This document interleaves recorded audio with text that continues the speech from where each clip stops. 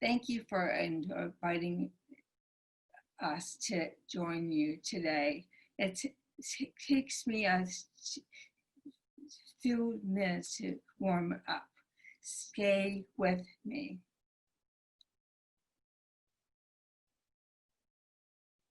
Oh, her technical assistant's not doing a very good job.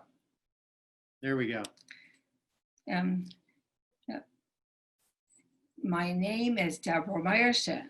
In 2009, I began a lecture at Stanford like this: confident, strong, and casual. I encourage students to explore topics like gender, race, diversity, and identity. My name is Debra Meyerson. In 2011, these words came out weak and difficult to understand. But these words are a huge achievement. My stroke robbed me of all speech. My name is Debra Meyerson.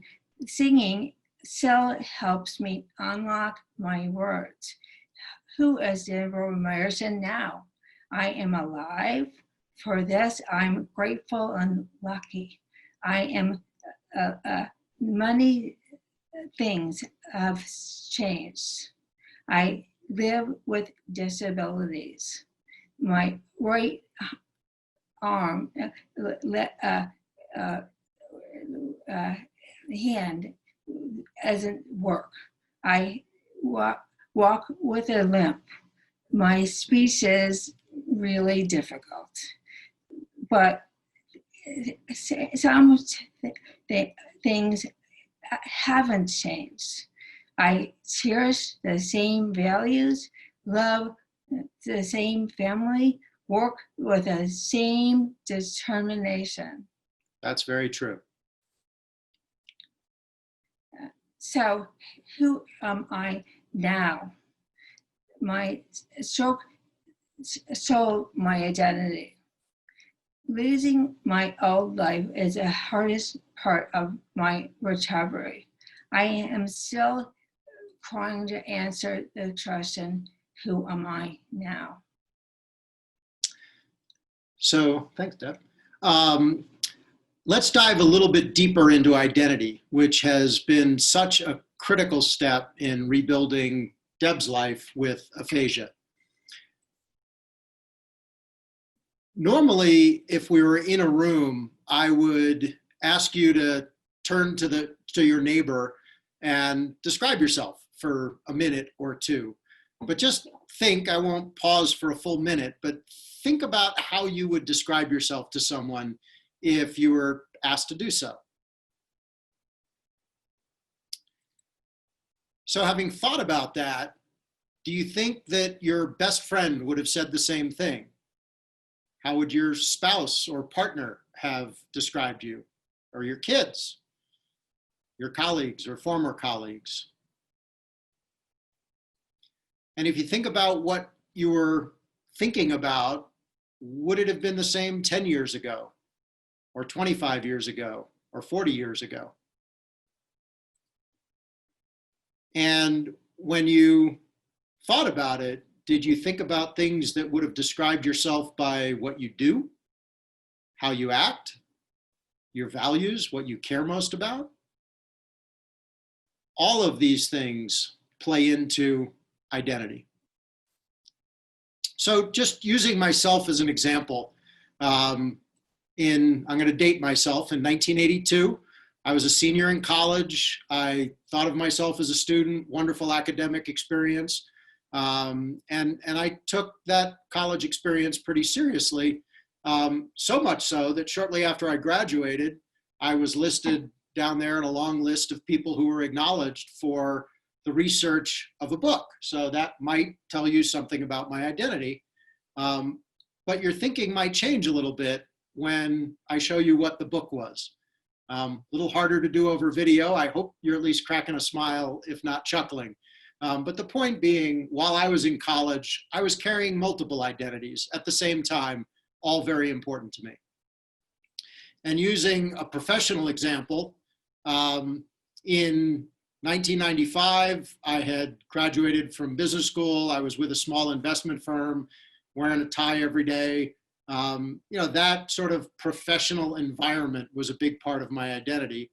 In 2002, I left that work, and Deb and I had the fantastic opportunity. She was between jobs at Stanford, and we took our 3 kids out of school, homeschooled them, but actually our home was a sailboat. We lived on a sailboat, and during that year, my identity was much more tied up in, if the engine stopped, could I get it going? A very different sense of self in 2003 than 95. And in 2015 or today, my other job when not doing work around stroke recovery with Deb, I work for a nonprofit community development organization, social justice organization. And I don't know if you recognize the woman in the picture as Dolores Huerta, one of the icons of the US social justice movement. And today, given the work I do, the communities I travel in and the identity I have around work are very, very different. So as Deb said, it changes with time. So I had that evolution of my identity. Deb was forced to think about that in a much more dramatic and rapid way. I lost so much. I had to get it back. I worked my ass off for 3 years, the hardest job I ever had. With all this work, I still didn't regain all my capabilities. I couldn't be a professor anymore. Losing tenure was a huge blow. I worked so hard to become a professor. My aphasia and my speech didn't let me go back. What do I do now? Who am I now?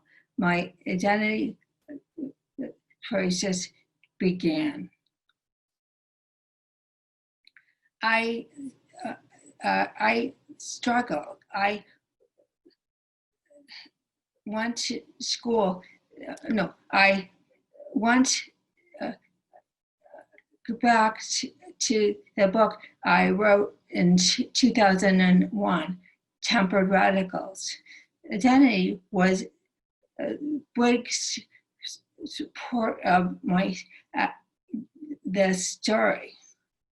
I looked back in my work, my life's work, gender, race, and identity was central. I realized my understanding of identity could help me and other survivors too. So I looked for work in identity and aphasia. I found great stuff by Barbara Sargent, Katie Strong, and others. Thank you all for your comments today. Reading the book Identity Theft, 4 things about identity are really important.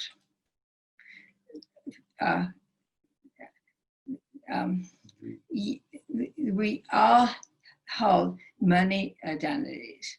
I had to remember I'm more than a job at Stanford. I'm a mother, a wife, a daughter, a friend. I love sports. I think I had to think about all the things makes me me. Identities changed. We all no, we are changing all the time. Right before this stroke, I am not the same person I was 5 years before or 15 years before. My stroke changed me faster, but I am changing anyway.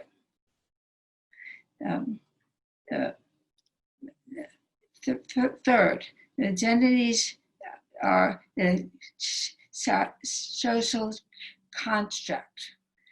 We are who are in the context of relationships. My family, my relationships, my friends and families were key in rebuilding my life. And most important, the identity is the choice. Asking, instead of asking who I am, what ask who I want to be now. Thanks. So these were critical aspects of identity that emerged as Deb wrote the book that came out earlier last year, as Liz said, Identity Theft, Rediscovering Ourselves After Stroke. And they didn't just emerge. It was a 5-year journey, and with aphasia, Deb clearly needed help. The writing process became a family affair. As Liz said, our oldest son, Danny, ended up as the named co-author. He really jumped in when he was between jobs. And I'll share just 1 or 2 things about the book in a minute. But to me, the book writing journey itself is worth a couple of comments. When Deb started, really her goal was to prove she could write a book. She was still an academic. She was hanging on to that identity. But very soon after we got into the process, it really became her emotional journey that was critical to her recovery. It really forced her to think about things in a different way, to explore them more deeply. And some of the points that we make about in the book about deeper meaning and finding purpose, that was really about writing a book, but it was also about Deb figuring out her journey to rebuild her identity. And even that wasn't really enough to push her through some really tough times. I mean, writing a book put her face to face with her biggest frustration and her most significant disability, language, speech, the ability to communicate. And there were many times when she was just ready to pull the plug. But it really was, I know. but it really was that shortly into the book, she realized this was something that more people needed, that we had found a lot of resources, a lot of guidance on the physical aspects of recovery, speech therapy, physical therapy, but really didn't get a lot of guidance and didn't find a lot of resources on the need to and how to navigate this emotional journey.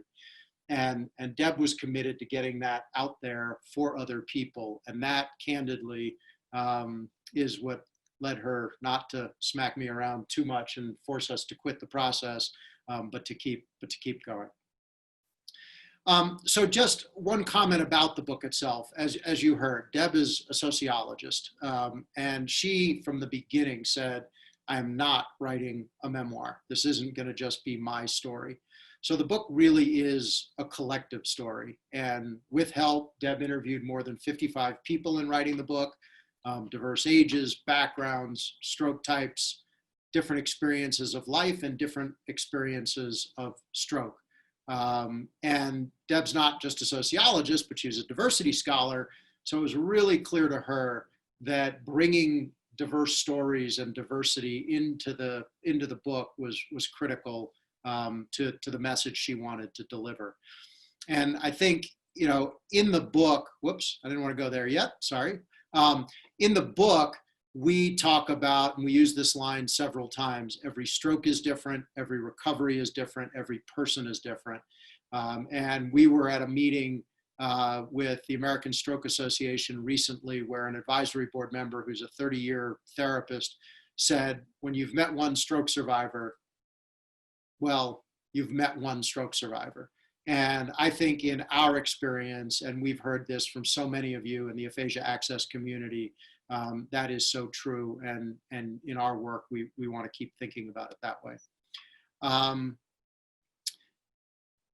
I think when we talk about our experience, one of the things we work really hard is to say, we haven't figured it out. It's not like we went on this journey, we got it nailed, now let us share it with others. I mean, this is a journey for life, for Deb, for me, for our whole family. And in the book, there's a short passage, and I won't read it, it's up on the screen. But I think that point that this is really an ongoing journey is a critical one. One of the main messages in the book about, and in the opening session, I really just, it resonated, the comment about speech therapy and aphasia recovery isn't just about getting speech back, it's how you build a life. And that really is a big part of our message. And a big part of that, and I talked about it in terms of what pushed Deb through the frustration, is finding purpose. So when the book was done, we decided to create a nonprofit, as Liz said, and we really want to try to figure out how to better understand this identity journey, what kind of tools can be available to people to help. And we want to do that in a very collaborative way. We want to work with a lot of other people, a lot of you, we already are, and I'll talk about that in a minute. But we want to find ways to shine the spotlight in the field of stroke recovery for the importance of this emotional journey, and then work with others to develop tools that can help people along the way. Just really quickly about our early focus in Stroke Forward, and we're just getting started, so all of these programs are in some phase of development. But some of the things we're working on, most directly on the heels of the book, we're writing discussion guides, hopefully guides that will help stroke survivor support groups, family support groups, and others who want to kind of go deeper into this emotional journey can help them do so. A big one that we're working on is trying to understand if and how in speech therapy programs, in occupational and physical therapy programs, in other aspects of the stroke recovery system, are there ways that we could build more emotional journey material into the coursework? And our initial pilot project for this, and I'll talk about it a little bit more in a minute, and shout out to Liz Hoover, who's been our awesome partner at BU. And then we also have a pilot going on at MGH IHP, and thanks to Marjorie Nicholas. And I'll talk a little bit more about what we're doing. I do want to pause just for a second, because we haven't done anything in Chicago yet, but I want to give a shout out to Leora Cherney and her team out at Shirley Ryan. Deb, really, we had the opportunity to participate in their intensive aphasia program twice, and it was incredibly impactful, but it also made a huge impact on us about the need for more work and really help push us in this direction. So I don't know if you're on, Leora, but thank you, because you've introduced us to so many people in aphasia access and had a big impact on this journey. Thank you. Another piece of work we're doing is we've had the opportunity to work with the American Stroke Association, and we're trying to figure out a way to create a platform for this topic of the emotional journey where we could highlight work, not just our work, but work from the field, and give it more space. Hearing some of the statistics about still how few people even know what aphasia is and the importance of an emotional journey around that. Yeah. And then a fourth effort that we're just really beginning to explore is whether we can create some kind of small award, scholarship, or grant program to both incentivize people to do more research and practice innovation in this area of the emotional journey, but also candidly to find out what's going on out there already so we know who we can collaborate with. So back to the pilot, just super quick, and this is all very preliminary, but thanks to Liz, we had the opportunity to get a group of faculty and a group of students in her class read Identity Theft and complete a pretty brief survey, 16 questions. And just one piece of data that came out of that is that, interestingly, the students were a little over 50%, the faculty a little under 50% in terms of a question that asked whether the amount of material around the emotional journey is adequate in the curriculum. But when we asked whether more material, whether it's from identity theft or otherwise, would be helpful, all but one person in both groups said yes, strongly agree. So clearly we're hearing that there's room to do something there, at least we think so early on. And the quote on the side just gives you an idea of the kind of, we had pages of comments from folks that were awesome, and we just picked one that was representative. And so now I'm going to pass it back to Deb to take us to the finish line. Thank you. So emotional, so now my top 5, these help me a lot. Look forward, but take time to accept your loss. Focus on small wins. They add up. Recovery means focusing on the most important things in life, not regaining my old life. Focus on the deepest values. Appreciate the support and your appreciate support and life. Your partners, good friends, religion, whatever helps me the most. The emotional journey is really important. My journey is full of challenges. I am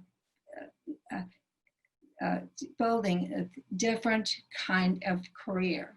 I have new limits, but I am again an active mother, partner, and athlete. I am still rebuilding my identity and rebuilding my life. So who am I now? I am a stroke survivor. I am frustrated, more frustrated, but I am lucky to be alive. I have really good support. I am building a new life. I am committed to helping other survivors and caregivers.